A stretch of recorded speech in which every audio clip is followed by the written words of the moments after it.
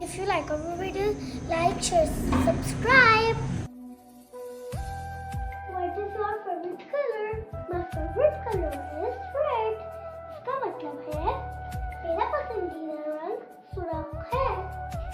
कोई आपसे पूछे What is your favorite food? इसका मतलब है आपका पसंदीदा खाना कौन सा है?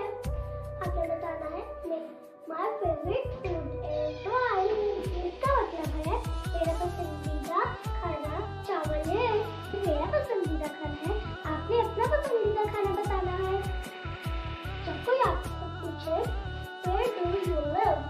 इसका मतलब है आप कहाँ रहती हैं? आपने इसको बताना है I live in लाहौर। मैं लाहौर में रहती हूँ। ये मेरा है। मैं लाहौर में रहती हूँ। आपने